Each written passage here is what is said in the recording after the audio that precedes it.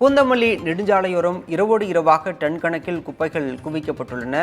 சிறிது நேரத்தில் இந்த பாதை வழியே ஆவடி நோக்கி முதலமைச்சர் மு.க.ஸ்டாலின் பயணிக்க உள்ள சூழலில் குப்பைகள் கொட்டப்பட்டிருக்கின்றன. விவரங்களை செய்தியாளர் நவீனிடம் கேட்கலாம்.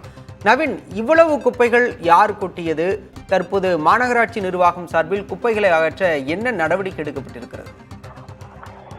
திருவள்ளூர் மாவட்டத்தை பொறுத்தமட்டில் குப்பைகள் ஆங்காங்கே கொட்டப்படுவது வழக்கமாக உள்ளது. குறிப்பாக நீர்நிலைகள், நெடுஞ்சாலை ஓரங்கள் என காணும் இடமெல்லாம் குப்பையாகவே திருவள்ளூர் மாவட்டம் காட்சியளிக்கின்றது. இது சம்பந்தமாக மாவட்ட நிர்வாகம் முறையான நடவடிக்கை எடுப்பதில்லை.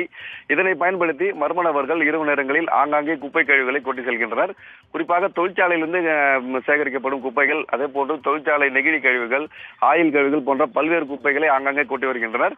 அந்த வகையில் தான் இந்த பூந்தமல்லி நெடுஞ்சாலை, பெங்களூரு தேசிய நெடுஞ்சாலை பூந்தமல்லி பகுதியில் இரவு நேரத்தில் மர்ம நபர்கள் நூற்றுக்கணக்கான லோடு மூலம் இந்த பகுதியில் குப்பைகளை கொட்டி குவித்து வைத்திருக்கின்றனர். இது கண்ணாடி கழிவு, அதே போன்று ஆயில் கழிவு, நெகிழி கழிவு போல பல்வேறு தொழிற்சாலை கழிவுகள் இங்கு கொண்டிருப்பதால் இந்த பகுதி மாசு ஏற்படுவதோடு நிலத்தடி நீர் பாதிக்கப்படும் அபாயமும் இருக்கின்றது. குறிப்பாக குப்பை கொட்டப்பட்டிருக்கும் அடியில் தான் செம்பரமாக்கம் ஏரியிலிருந்து சென்னைக்கு குடிநீர் கொண்டு செல்லக்கூடிய ராட்சத பைப்பு கூட பிழைக்கப்பட்டிருக்கின்றது. இதனால் இந்த பகுதியில் பெரும் பரபரப்பு ஏற்பட்டிருக்கும் சூழலில் இதன் ஆபத்து உணராமல் இந்த குப்பை கழிவுகளில் இரும்பு கழிவுகள் இருக்கின்றன என சிலர் தேடி வருவதை நம்மால் காண முடிந்தது.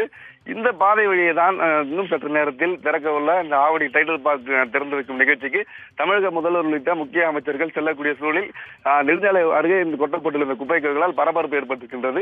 இது சம்பந்தமாக நம்ம பூந்தமல்லி நகராட்சி ஆணையர் மகேஸ்வரி அவர்களை தொடர்பு கொண்டு கேட்டபோது இது சம்பந்தமாக தகவல் பெறப்பட்டிருப்பதாகவும் அந்த பகுதியில் பொருத்தப்பட்டிருக்கும் சிசிடிவி காட்சிகளை ஆய்வு செய்து குற்றப்பட்ட நபர் குறித்த நடவடிக்கை எடுக்கப்படும், அதே போன்று குப்பையை அகற்ற நடவடிக்கை எடுக்கப்படும் என தெரிவித்திருக்கின்றார். மாவட்ட நிர்வாகம் இந்த குப்பை கழிவுகள் கொட்ட மர்ம நபர்களை கண்டறிந்து உரிய நடவடிக்கை மேற்கொள்ள ஆவணம் செய்ய வேண்டும் என பகுதி மக்கள் மற்றும் சமூக ஆர்வலர்கள் கோரிக்கை விடுத்திருக்கின்றனர். பாலா, பூந்தமல்லி நகராட்சிக்குட்பட்ட பகுதியில் சாலையோரம் டன் கணக்கில் குப்பைகள் கொட்டப்பட்டிருக்கின்றன. குப்பைகளை அகற்றும் பணியில் நகராட்சி நிர்வாகம் ஈடுபட்டு வருவதாக களத்திலிருந்து விவரங்களை பகிர்ந்தமைக்கு நன்றி நவீன்.